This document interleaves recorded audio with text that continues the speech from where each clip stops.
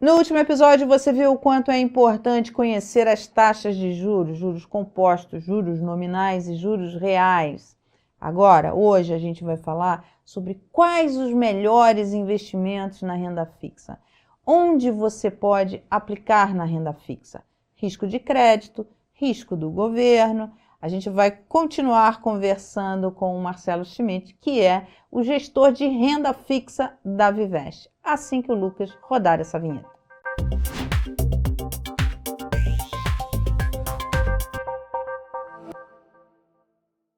Marcelo, agora hoje a gente vai falar o que comprar, o que vender na renda fixa. Simples assim. Vamos lá. A gente tem alternativas tanto no governo pagando, o Tesouro Sim, Nacional pagando taxas muito boas, mas também tem risco de crédito privado. E o que você faz na sim. Vivest é isso, é escolher quais são os melhores títulos, os melhores investimentos em renda fixa para a carteira da Vivest, não é Exato. isso? Exato. Então, vamos falar. No Brasil, o mercado mais importante que a gente tem é a parte de títulos públicos, né? A parte de privados tem crescido bastante, né? O mercado de capitais tem desenvolvido e tal, mas ele ainda é menor comparado com o mercado de títulos públicos, que tem ótimas oportunidades. É porque o título, o Tesouro Nacional é o menor risco que tem, né? E paga taxa Exato. muito alta, então para que correr risco, Então, né? exato. A gente tem essa situação no Brasil, assim, que por um lado, é, assim, a longo prazo é uma coisa que a gente como investidor precisa, é positivo para a gente se aproveitar dessa situação, né, de ter o melhor devedor. Por que o melhor devedor, né? Porque o governo ele não deixa de pagar, né, a sua dívida interna em reais. Ele nunca deixou de pagar, não vai deixar de pagar, simplesmente porque ele é o emissor da moeda, Uhum. né?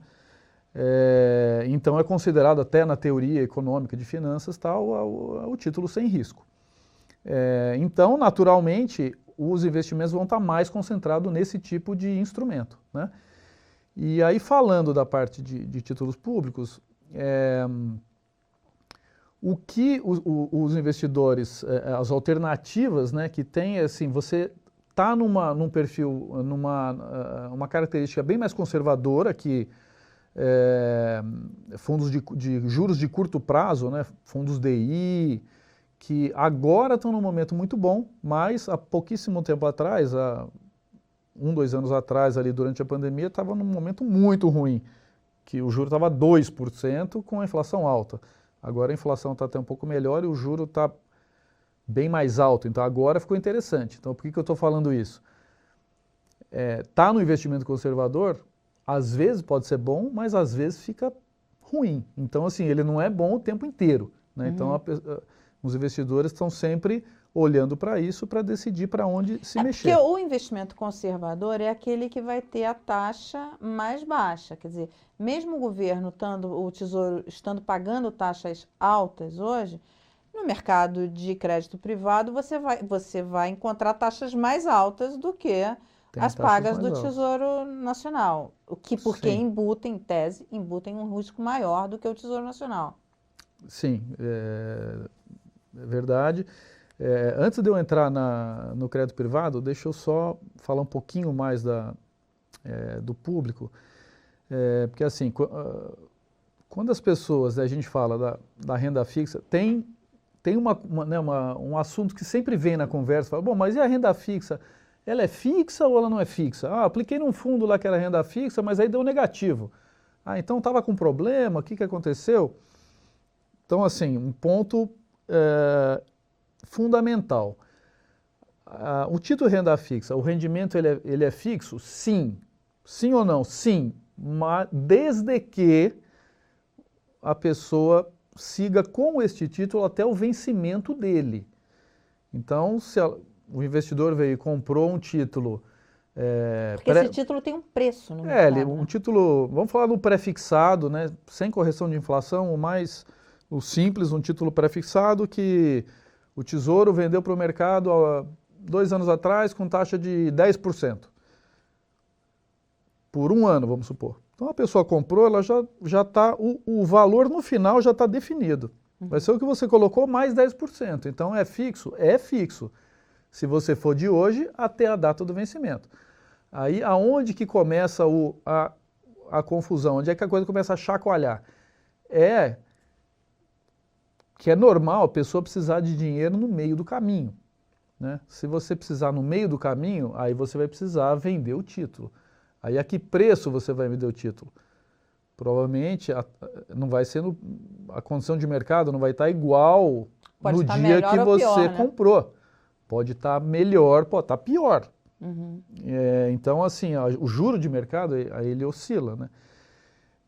Então, aí é um pouco diferente da renda variável, não é tão intuitivo como na renda variável, que na renda fixa, o Banco Central subiu mais o juro, era 10, mas ele levou para 13. Mas, Marcelo, isso é interessante. No meio do caminho, se você tiver que vender, você pode ter uma perda, mas se você levar até o vencimento, não, você vai receber o juro contratado que você contratou no início. Isso que você está falando é muito interessante pelo seguinte, porque eu vejo quem sente isso é quem investe via fundos, porque como as cotas dos fundos, elas são marcadas, como vamos falar? Marcada a mercado, mas é que marcada a mercado é muito jargão, né? Ela reflete o valor dos preços diariamente, né? Ela é contabilizada pelos preços do mercado diariamente, vai aparecer lá. Se você fosse vender naquele dia, seria tanto. Quem tem CDB não sente essa oscilação, embora, se for vender o título, vai sentir essa perda. E quem está no fundo, muitas vezes, isso acontece, você deve sentir isso muito em fundos de previdência. Por quê? Porque são fundos de longo prazo, que, em geral, o gestor se aproveita de momentos em que as taxas estão mais gordinhas e monta uma posição. Só que se no meio do caminho tem uma oscilação dessa taxa, isso vai aparecer na cota. E aí o seu cotista vai lá, aí Marcelo, cadê meu dinheiro, onde é que tá? Ele nem vai sacar esse dinheiro, ele vai levar esse dinheiro até o final, mas ele vai te cobrar isso, não vai? Exato, o meio do caminho ele importa, né? Quer dizer... Embora ele não vá usar esse dinheiro. Mesmo você não usando, as pessoas querem saber quanto é que está rendendo, se está rendendo bem, se está mal, se está positivo, se está negativo. Então, assim, é um fator, acho que muito importante, né, tanto para os gestores como para os investidores, a transparência e a comunicação, para as pessoas entenderem o que está acontecendo com as carteiras. Então, tem momentos que, por exemplo, a gente viu que desde o ano passado retrasado, o juro aqui subiu muitíssimo no Brasil, não só no Brasil, no mundo todo, Estados Unidos, Europa. Então isso provocou uma queda de valor nos títulos, nos preços dos títulos. Então se pegar carteiras com títulos de prazo mais longo, ou seja, que não estão no curtíssimo prazo, não estão no overnight, né, não é o tradicional fundo DI, os títulos tiveram alguma desvalorização, então você pode ter tido ano passado uma rentabilidade um pouco menor.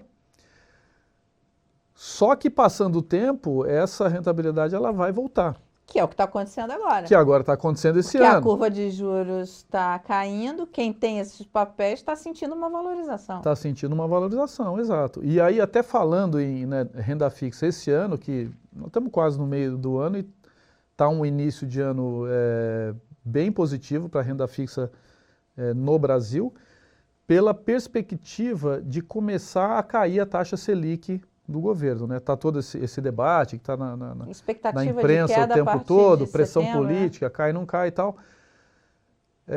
Mas está bem claro que vai começar a cair o juro, a questão é quando e que ritmo, né? E o orçamento, até quando pode cair. Então aí que está o grande debate.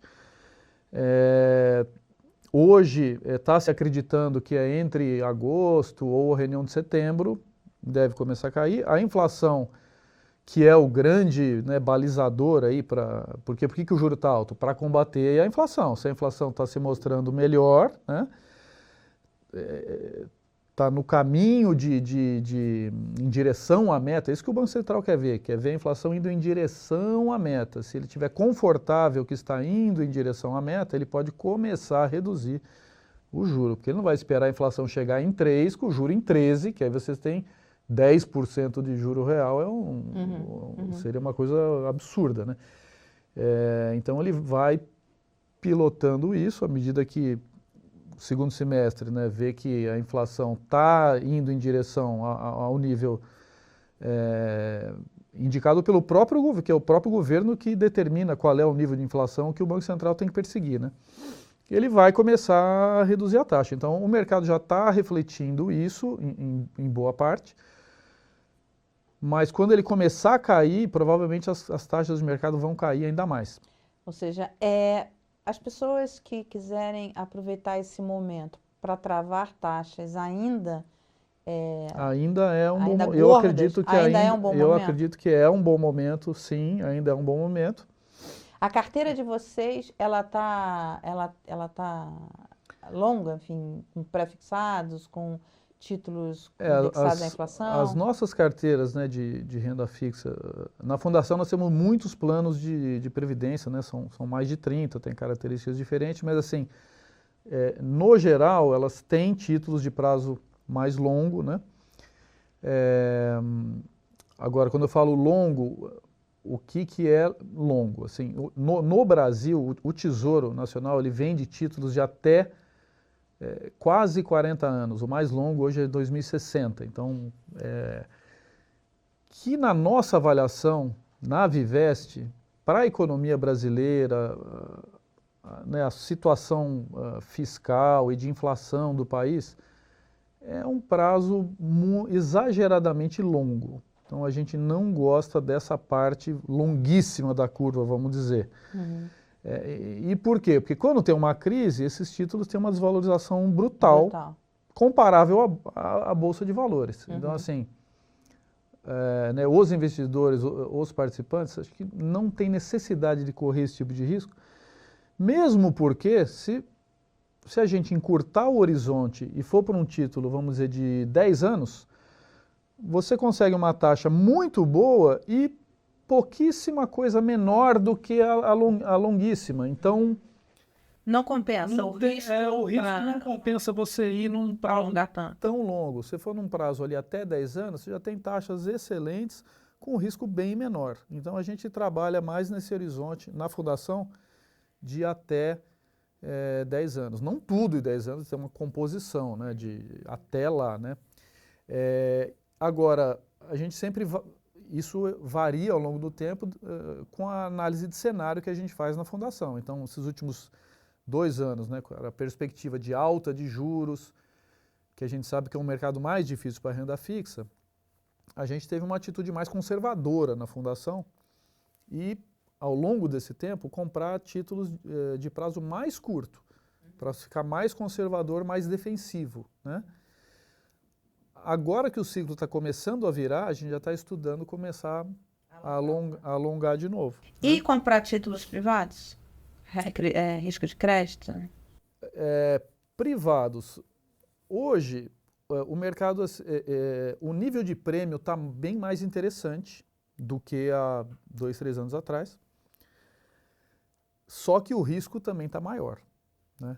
Então, assim, todo mundo sabe que teve os eventos de crédito importantes esse ano, né, de empresas grandes e tal, que afetou o mercado de crédito. Vocês tinham em carteira alguma dessas empresas Não, a gente não. Que reestruturaram, defaultaram? Não.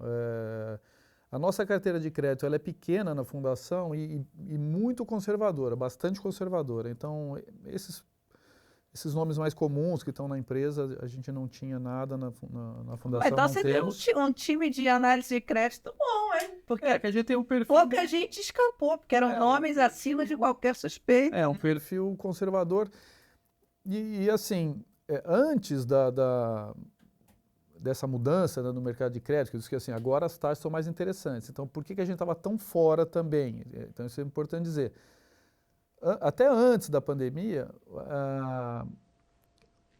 esse prêmio que as companhias privadas, né, pagavam para vender suas dívidas no mercado, o prêmio era muito pequeno. A gente chegou a ter empresas pagando assim 0,2% ao ano a mais do que o Tesouro Nacional para emitir uma dívida de 10 anos. Então, assim, talvez fizesse sentido para a pessoa física, porque pega lá uma série incentivada, que não paga o imposto de renda, então ali tem um ganho para uma pessoa física. Agora, para uma fundação, que a gente faz carteiras de previdência, que já por natureza são carteiras isentas de imposto de renda, a gente avaliava que não tinha sentido correr o risco de crédito para ganhar uma diferença tão pequena, né? Esse cenário muda, agora não se confirma esse afrouxamento monetário, esse ciclo de queda de juros. Agora começou a mudar, então assim, falando um pouquinho mais, né, do risco de crédito. Qual que é a grande diferença? Mercado de crédito privado, títulos privados, são interessantes? São, mas tem uma diferença, né, fundamental que as pessoas né, não podem esquecer, tem que ter na cabeça, é que empresas não são governo, empresas eventualmente têm problema financeiro. Quebram, até quebram, muitas, né, se a gente olhar, muitas desapareceram. Exatamente. Se a gente pegar, por exemplo, o índice Dow Jones, né, um dos índices mais tradicionais de ações dos Estados Unidos, que ele existe hoje, né, está lá em Nova York negociando. Se pegar esse mesmo índice há 50 anos atrás, não tem praticamente nenhuma empresa. É mesmo? Se tiver ali, tem 2, 3. Do que tinha 50 anos atrás, e não tem mais nenhuma. A maioria delas quebrou, foi comprada por outra. Então, assim, é normal você ter ciclos, né, épocas que as empresas estão muito bem, tem seu ciclo, tem uma mudança tecnológica, tem alguma coisa, sei lá, Xerox, ou de filme fotográfico, né? Empresa de máquina de escrever. Pô, teve uma época fantástica, passou aquele tempo, mudou a empresa que era excelente, deixou de ser excelente. E aí pode deixar de pagar a dívida, né? Ah, não, então não é bom entrar nisso. Sim, tem oportunidades boas, agora tem uma técnica que as pessoas precisam se atentar para isso. Assim, todos os investidores hoje aumentou muito o acesso até para operações de empresas privadas e tal. Então as pessoas sempre têm que ter a preocupação de fazer uma carteira pulverizada, assim como parecido como se faz com ações, né? Quando a pessoa vai investir em ações, vai lá e compra o índice Bovespa, não é isso? Ah, um fundo que segue o Bovespa. O Bovespa tem mais ou menos 70 empresas. Então se você, uma empresa deu problema, tem empresa no passado que quebrou, vamos dizer, uma que quebrou, famosa, OGX. Foi famosa, foi grande, deu problema, quebrou.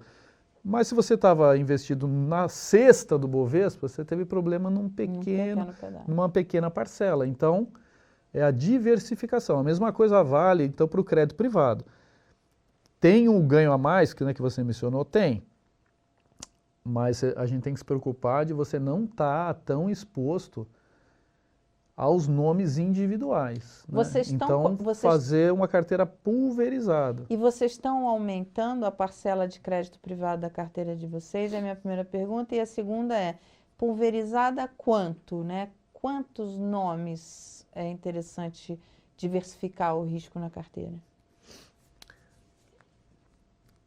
Bom, se a gente for falar para um fundo de crédito privado do mercado, mas aí acho que é assim, uma pessoa, um indivíduo, ela pode meio pensar nesses termos. Um grande fundo, ele vai ter no mínimo uns 100 nomes.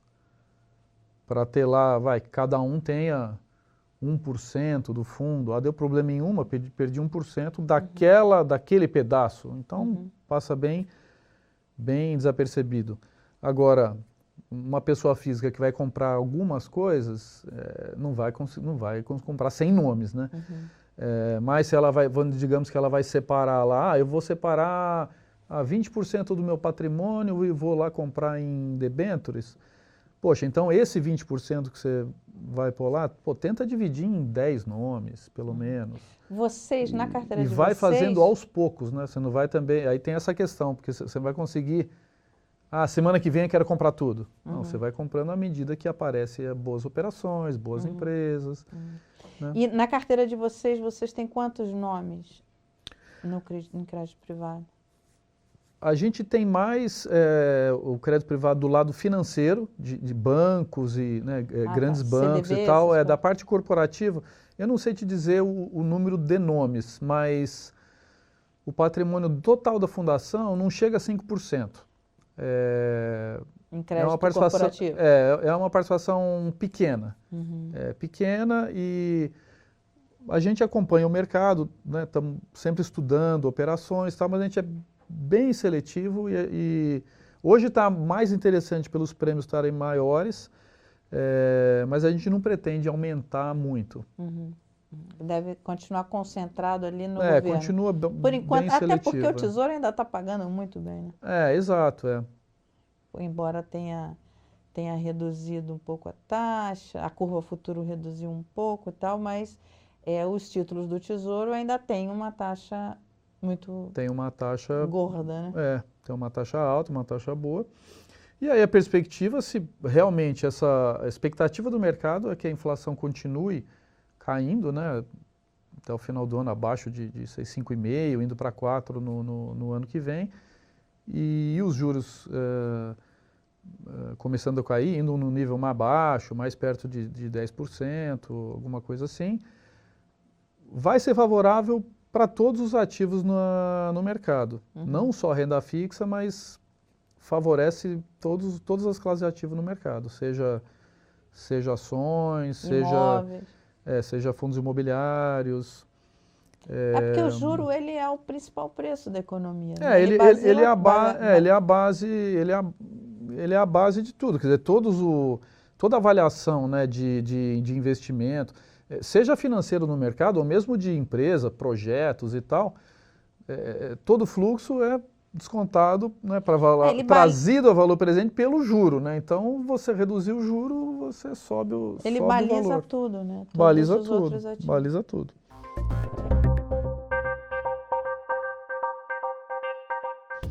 Legal, Marcelo. Olha, o resumo da nossa ópera hoje é o seguinte.